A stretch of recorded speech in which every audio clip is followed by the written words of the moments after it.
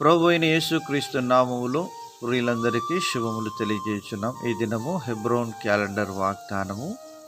ఇప్పుడు నా ప్రియుడు నాతో మాట్లాడుచున్నాడు, నా ప్రియురాల సుందరవతి లెమ్ము రమ్ము. పరమగీతములు 2వ అధ్యాయము 10-11 చరణాల్లో వరుడైనటువంటి యేసుక్రీస్తు ప్రభువారు వధువైనటువంటి సంఘమును గురించినటువంటి మర్మమును ఇక్కడ దేవుడు తెలియజేస్తూ ఉన్నాడు. ప్రియులారా, అలంకార రూపంగా రాయబడినటువంటి ఈ మాటలు మనం గమనించినప్పుడు సంఘమునకు ప్రభువునకు మధ్య జరిగే ఈ యొక్క సంభాషణ గురించి దేవుడు మాట్లాడుతున్నాడు. లోకంలో నుంచి దేవుడు మనల్ని ప్రత్యేకపరుచుకున్న తర్వాత తన నిత్య రాజ్యమునకు మనల్ని దేవుడు సిద్ధపరుస్తూ ఉంటున్నాడు. ప్రియులారా, దేవుని వాక్యం సెలవిస్తూ ఉంటున్నది.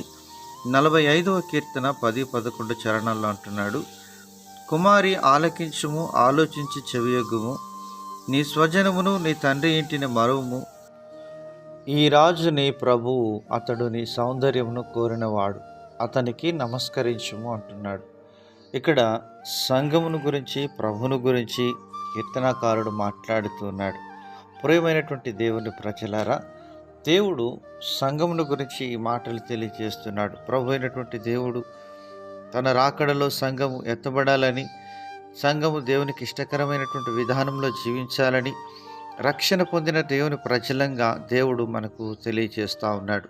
మన పితరుడైనటువంటి అబ్రహాముని గురించి దేవుడు మాట్లాడుతూ ఆదికాండం 12వ అధ్యాయం 1వ చరణంలో, యెహోవా, నీవు లేచి నీ దేశం నుండి, నీ బంధువుల యొద్ద నుండి, నీ తండ్రి ఇంటి నుండి బయలుదేరి నేను నీకు చూపించు దేశమునకు వెళ్ళుము అని దేవుడు చెప్తున్నాడు. ఎందుకంటే నిన్ను గొప్ప జనముగా చేసి నిన్ను ఆశీర్వదించి నీ నామమును గొప్ప చేసేదనని దేవుడు తనకు వాగ్దానం ఇస్తున్నాడు. నీవు ఆశీర్వాదంగా ఉంటావు, నీ ద్వారా అనేకులు ఆశీర్వదించబడతారు అని దేవుడు సెలవిస్తున్నాడు. ప్రియమైనటువంటి దేవుని ప్రజలారా, మనము విశ్వాస సంబంధులంగా అబ్రహాము సంతానమైనప్పుడు అబ్రహాము దైవజనుడు చూపించినటువంటి మాదిరిని మనము కూడా చూపించి ప్రత్యేకమైనటువంటి జీవితాన్ని ప్రభు కొరకు మనం గడిపినప్పుడు అబ్రహాం పొందినటువంటి ఆశీర్వాదములన్నీ కూడా క్రీస్తు యేసు ద్వారా దేవుడు మనకు అనుగ్రహించడానికి సిద్ధంగా ఉంటున్నాడు.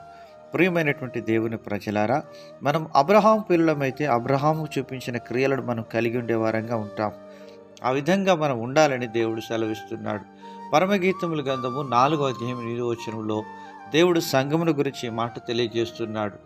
పురాణేశ్వరి, లెబానోను విడిచి నాతో కూడా రమ్ము.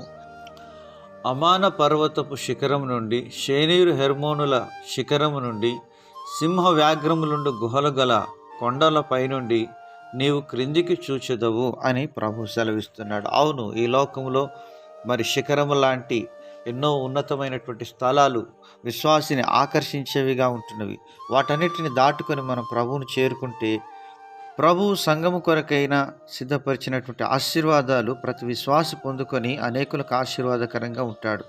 అలాగను మన జీవితంలో పరిశుద్ధాత్మ దేవుడు సహాయం చేసి నడిపించునుగాక.